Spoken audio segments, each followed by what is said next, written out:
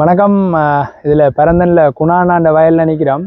இன்றைக்கு சொல்ல போகிறோம் இந்த டாப் க்ராப் பசலையில் என்ன இருக்குது, எப்படி போடுற நெடுகளும் எல்லாரும் ஒரே கேட்டபடி அண்ணா டாப் க்ராப் பண்ணுறீங்க, எப்படி போடுறது, என்ன இருக்குது, அது என்னத்துக்கு நல்லது, எப்படியான வயலுக்கு எப்படி போட வேணுமன்றது எல்லாத்தையும் ஒருக்கா சொல்லுங்கன்னு சொல்லி அப்போ ஒரு கம்ப்ளீட் வீடியோ உண்டு.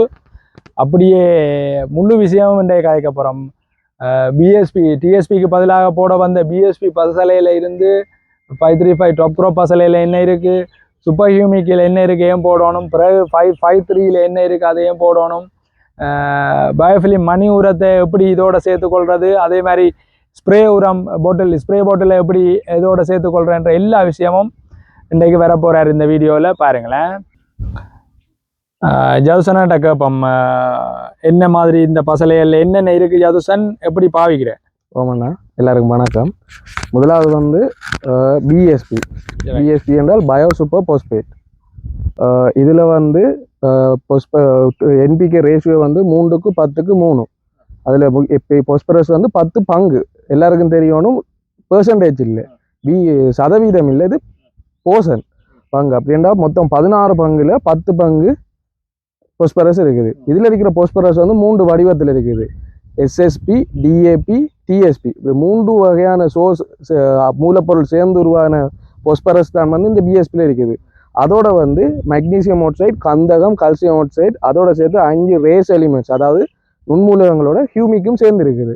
அப்போ இது நீங்கள் பாவிக்கிற முறையை பார்த்தோம்னால் விதைக்கும் போதே மற்ற டிஎஸ்பி மாதிரியோ மற்ற அடி உரங்கள் மாதிரி 20 நாளைக்கு முதலோ இல்லை சிலவங்க 20 நாளைக்கு பிறகு மறைவாங்க, அப்படியெல்லாம் இல்லை. நீங்கள் விதைக்கும் போது நெல் விதைக்கும் போதே இந்த பிஎஸ்பி 20 கிலோ ஏக்கருக்கு 20 கிலோ பாவிக்கலாம். இதில் ஹைபிரிட் தொழில்நுட்பம், ஸ்லோ ரிலீசிங் தொழில்நுட்பம், ஏன்னா ஹியூமிக் இருக்கிறதால இதால் வேர் வளர்ச்சி கூடும். உங்களுக்கே தெரியும், வேர் வளர்ச்சி கூடுனா என்ன நடக்குமென்று 2 நன்மை, பிரதானமாக 2 நன்மைகள் இருக்குது. ஒன்று தாவரம் நிலத்தில் நிலநிறுத்தி நிற்கிற அந்த ஸ்ட்ராங் தன்மை கூடும். ரெண்டாவது வேர் வளர்ச்சி கூடும்போது பதார்த்தங்களை போஷண பதார்த்தங்களை அகத்துறிஞ்சிற தன்மையும் அதாவது வினைத்திறன் கூடும். அதுக்கு உதாரணம் தான் உங்களுக்கு இதுக்கு முதல் ஒரு வீடியோவில் காட்டுனது வளர்ச்சி, வேர் வளர்ச்சி வீதமும் தாவரத்திர வளர்ச்சி வீதமும். இது பிஎஸ்பி, இது விதைக்கும் போதே போடுறது. அடுத்ததா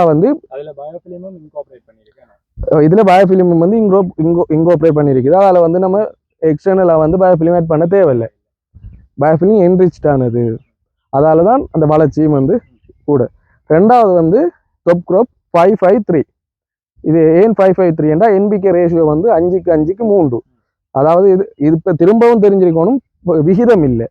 நீங்கள் மற்ற பசலைகள் மாதிரி 46% நைட்ரஜன் இருக்கு, நம்மளுடைய 5 இருக்குது, இது போதாதேன்றெல்லாம் கேட்கறது. நீங்கள் அப்படி நினைக்கக்கூடாது. இது பங்கு 13 பங்குல 5 பங்கு நைட்ரஜன், 5 பங்கு பாஸ்பரஸ், 3 பங்கு பொட்டாசியம் இருக்குது. இது மட்டம் படித்தல் பசலைன்னு சொல்லுவாங்க. அதோட இந்த என்பிகே மட்டும் இல்லாமல் கால்சியம், கந்தகம், மெக்னீசியம், இரும்பு, மேங்கனீஸ், சிலிக்கன், குளோரின், சட்டன், 8 மூலகம் இருக்குது. இதில் முக்கியமாக கந்தகம் தேவை. சிலவங்க கந்தகத்தை கொண்டு பிரிம்பா அட் பண்ணுவாங்க. அந்த இதெல்லாம் இதில் தேவையில்லை. இதுலேயே ஆட்டோமேட்டிக்காக தேவை. எந்த அளவு ஒரு வயலுக்கு தேவை, கந்தகம், சிலிக்கம், நாகம் எல்லாம் சிங்க் சல்பேட் எல்லாம் அட் பண்ணுவாங்க. இந்த தேவையே இல்லை. இது ஒரு ஏக்கர் வயலுக்கு எவ்வளவு தேவையோ அந்த அளவில் இன்கோஆப்ரேட்டாக இருக்குது. இந்த பசலை பயன்படுத்துகிற எப்படி என்று பார்த்தோம் என்றால், பயோஃபிலிம் பொட்டில் உங்களுக்கு தெரியும், 500 மில்லி பொட்டில். அந்த பொட்டில் ஒன்றும் ஏக்கருக்கு இதில் 20 கிலோவும் நல்லா மிக்ஸ் பண்ணி போட்டு ஒரு 15 நிமிஷத்துக்கு ஊற விடணும். அதுக்கு பிறகு 15 கிலோ தொடக்கம் 16 கிலோ யூரியா போதும் இருக்கு. இல்லை எங்களுக்கு பயோஃபிலிம் பொட்டில் அட் பண்ண எங்களுக்கு விருப்பம் இல்லை, கஷ்டம் என்றால் இந்த 5 கிலோ பயோஃபிலிம் பேக் நீங்கள் ஆட் பண்ணலாம். அதை இந்த டாப் க்ராப் நீளத்தோட மிக்ஸ் பண்ணிட்டு யூரியா 16 கிலோ மிக்ஸ் பண்ணலாம். விதைச்சதுலேருந்து 14வது நாள். பிறகு 28வது நாள் பயன்படுத்த போகிற எங்க அடுத்த கட்ட பசலை அடுத்தது விதைச்சதுலேருந்து 28வது நாளைக்கு எங்களோட ரெக்கமெண்டேஷன், எங்களோட எம்சிஏ பசலை கம்பெனியில் சூப்பர் ஹியூமிக். இந்தியாவில எல்லாம் ஹியூமிக் என்ற ஒரு பவுடர் ஆவிப்பாங்க. இது பவுடர் அல்ல, இது கருத்த மணி கிரெனியூலா இருக்கும். கிரெனியூலா 10 கிலோ பேக்கில் வரும். இந்த மெட்டீரியல் உங்களை பார்த்தா விளாங்க.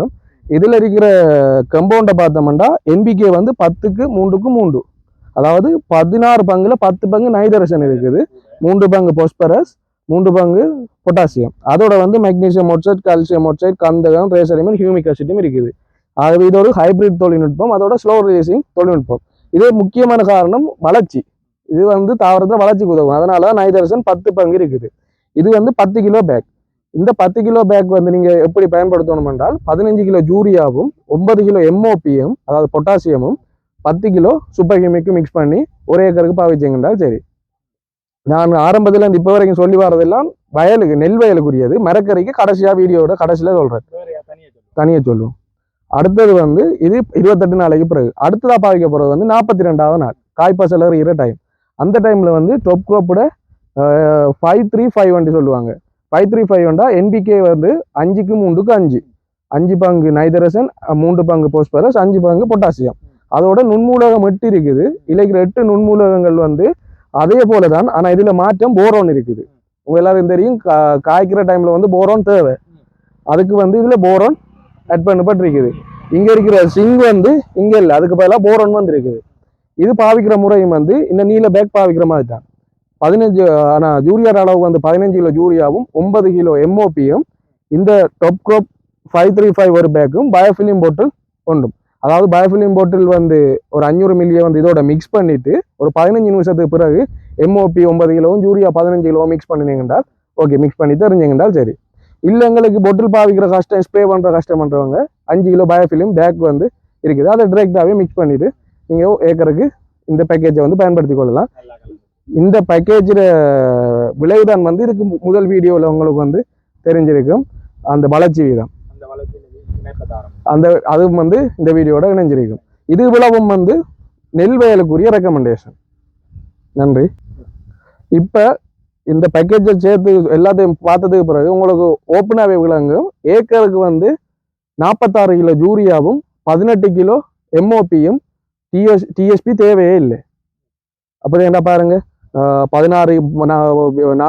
2 கிழமையில 16 கிலோ யூரியா, 4வது கிழமையில 15 கிலோ யூரியா, 6வது கிழமையில 15 கிலோ யூரியா, அப்போ 15 15 30 30 16 46 கிலோ யூரியா போதும் ஒரு ஏக்கருக்கு. பிறகு 4வது கிழமையில வந்து 9 கிலோ எம்ஓபியும், 6வது கிழமையில 9 கிலோ எம்ஓபியும், அப்போ மொத்தமாக 18 கிலோ எம்ஓபி போதும். பிஎஸ்பி வந்து 20 கிலோ பாவிக்கிறதால டிஎஸ்பி தேவையே இல்லை. உங்களுக்கு பார்த்தாலே விளங்கும் எவ்வளோ கெமிக்கல் பசலை வந்து இதில் குறைக்கப்படுது. அதோட இவ்வளவும் உள்நாட்டு உற்பத்தி. அடுத்தது வந்து உள்நாட்டு உற்பத்தி. இலங்கையில கைத்தொழில் ஃபேக்டரி இருக்குது, இலங்கையில தான். ஏற்றுமதி இறக்குமதி பிரச்சனைகள், ஹோமோஸ் நீரிணையில ஏவுகணை விட்டதால பிரச்சனைகள் எல்லாம் உங்களுக்கு இல்லை. அப்படியே பெரிய விலை அதிகரிப்பு இல்லாம சாமான் தரலாம். விளைச்சல் கூட இல்லைண்ணா. ஆகவே நீங்க விவசாயிகளுக்கு கணக்கு பார்க்க தெரியும். நீங்கள் வீட்டிலேருந்து பார்த்தீங்கன்னா தெரியும், கடைகளில் விலைகளை விசாரிச்சுட்டு கெமிக்கல் பசலை பாவிக்கிற அளவு வந்து கிட்டத்தட்ட 100க்கு 50% வந்து குறையுது. அந்த 50% குறைகிறதால நீங்கள் கணக்கு வழக்குகளை கூட்டி பார்க்கும்போது கிட்டத்தட்ட ஆல்மோஸ்ட் 2ம் ஈக்குவல் தான். ஆனால் நீங்கள் தனியாக யூரியா கெமிக்கல் பசலை பாவிக்கிறதால வர லாபத்தையும் இந்த பசலையில் பாவிச்சதுக்கு பிறகு வர லாபத்தையும் ஒப்பிட்டு பார்த்துட்டு நீங்களே முடிவெடுங்க, இந்த முறை ஓகேயா இல்லை உங்களோட பழையபடி நீங்கள் தனியாக கெமிக்கல் பசலை மட்டும் பாவிக்கிற ஓகேன்றதை நீங்கள் வீடியோ பார்த்து நீங்கள் உங்களோட ஃபீல்டில் போட்டு பார்த்துட்டு முடிவு எடுத்துக்கொள்ளுங்க. நன்றி.